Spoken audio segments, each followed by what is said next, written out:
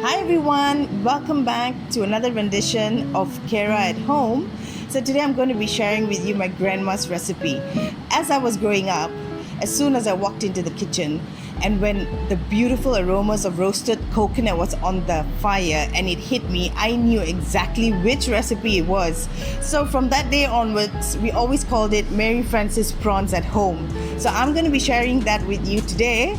So let's not wait anymore. Let's get down to it and let me show you the ingredients for the day. So welcome back everyone. Remember I spoke earlier about those aromas and those smells that always seep through the kitchen whenever Mary Frances' recipe was being made? Well, that's as a result of what's going to be roasted before it goes into a smooth grinding paste.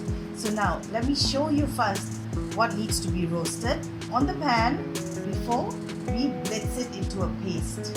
So firstly, what goes onto the roasting pan is coconut. We've got cumin, a thumb-sized ginger, whole black peppers, fennel, whole coriander seeds, chili, and shallots. First thing we do is we put in very little oil, probably just a tablespoon of oil. This is a teaspoon, so just a tablespoon of oil. Then we put in a cup of grated coconut. We put in the shallots. Here we've got about 10 shallots, and slowly we will start sauteing the coconut and put in the other ingredients. So here we have about half teaspoon of fennel, cumin and then we've got about half teaspoon of fennel, about a thumb size of ginger, which is possibly about a teaspoon of ginger. So we'll get that roasted. Always remember to put your fire small. You don't want to burn your coconut because then it will ruin the taste. Just very low flame and very slowly, with a lot of love, get that sauteed slowly and until it turns brown. You've got coriander seeds,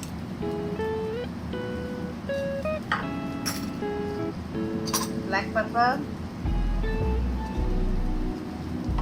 and we are putting about 10 chilies. As I said, it all depends on your chilies, how spicy it is, and how many prawns you have, and the proportion depends on you. So we would then roast it, keep on stirring and sauteing it till it's a light brown. We don't want it to be burnt.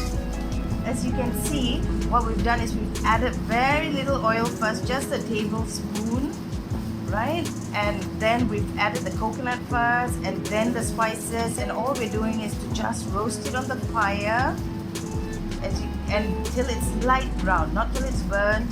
So we're actually starting the cooking process already. So the rawness of the coconut is already gone at this stage, so that later we don't really have to cook the coconut paste together with the spices, as it's all cooked already and the rawness has already disappeared by then. So that's the process that we're doing right now. I wish you guys were here to smell the aromas which are coming through. It's a beautiful smell. I can smell coriander, I can smell the coconut, I can smell black pepper in the air.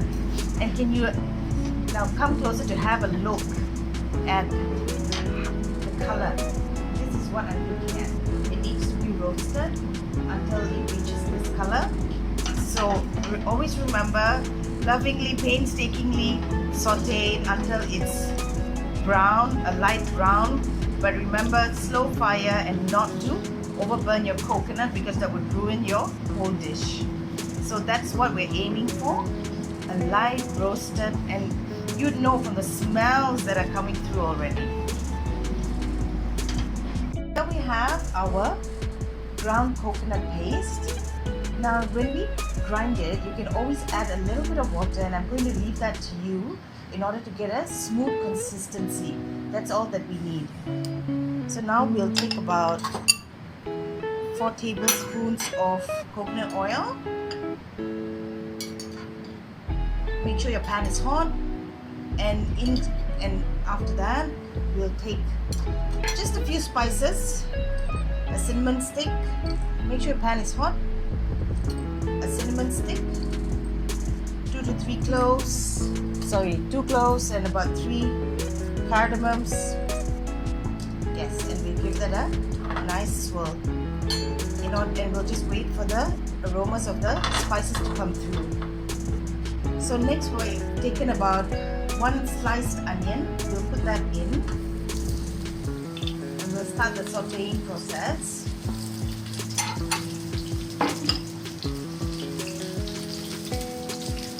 Now that's giving it a nice smell already with the spices. And I always like to put a little bit of salt at this time in order to just soften the onions quicker. Next I will put about 2 teaspoons of garlic.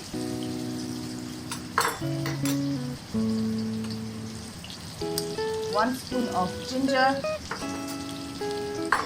Next goes in about 2 sprigs of the curry leaf. And a little bit of green chili. Of course, again, that's optional on how much chili you want. And we give that a nice, good saute before we put in the other ingredients. Okay, so you're going to give it a good saute until the onions are loosened up, and as you can see, it's not only translucent, it's actually turned a slight brown color. So now you know that it's good to go with that wonderful smell of coconut oil that's coming through. Next we're going to take about 2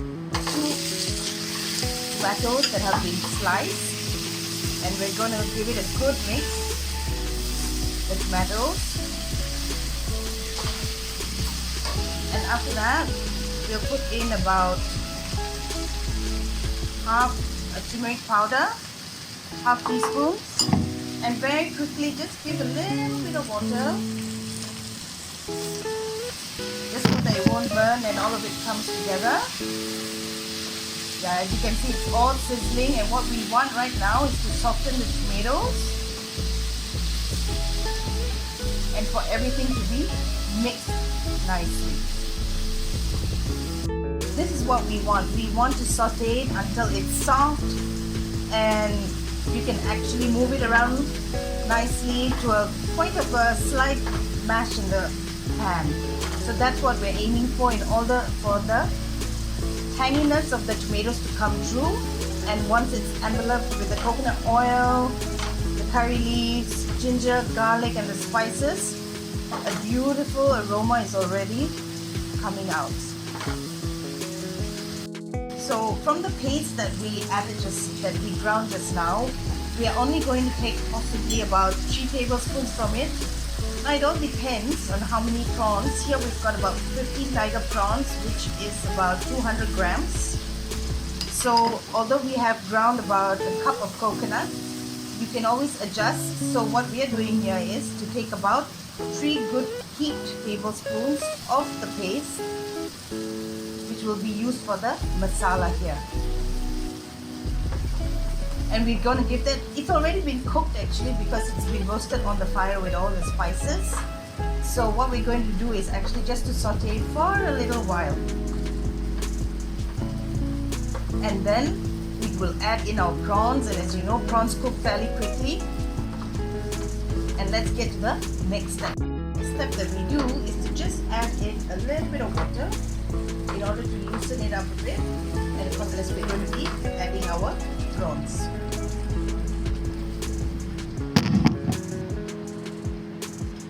So as I said, here we've got about 15 prawns. Now depending on how many prawns you're going to be serving for the night, that would depend on how much paste you're going to be using. So our recipe was 1 cup, but take as much paste as you need for the amount of prawns that you have. So what we're going to do now is let the prawns cook in this paste for until it turns orange and for a good few minutes, and we'll come back once we see the prawns semi-cooked. So once the prawns are nearly cooked, possibly within 5 or 6 minutes, and then you would tell from the color that it's changed. And you know, prawns take a very quick time to cook on the fire. And check for seasoning to make sure that you've got enough salt.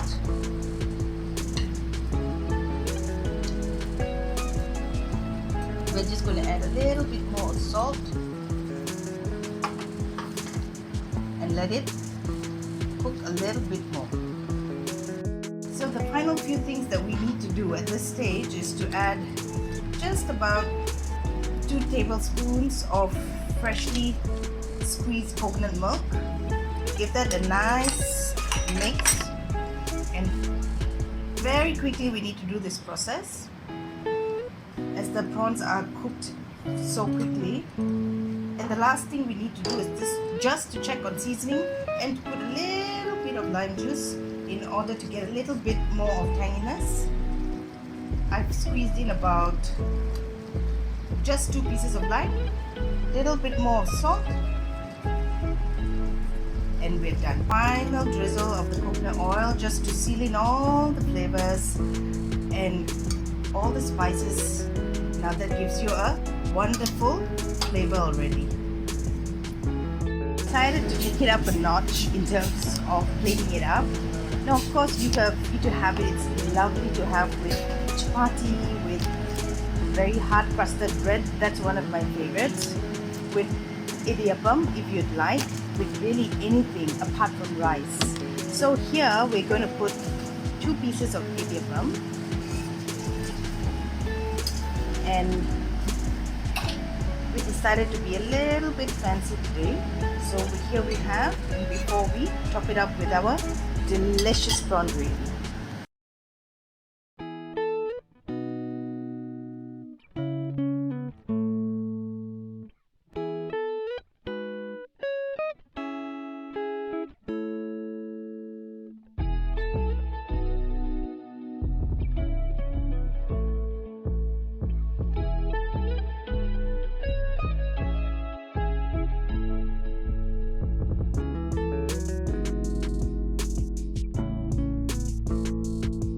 So that was Mary Frances' prawn recipe. Enjoyed with rice, with bread, with hard crusted bread, with chapati, with idiyappam. It's a great dish to have. Enjoy it with your mangosteen pulaseri or your rambutan pachadi. It's going to be a fantastic addition to have. So I hope you guys enjoyed the recipe. Subscribe, and if you loved this, leave us your likes and comments, and don't forget to press the notification button so that you'll be updated with all our latest videos. Thanks everyone. Bye.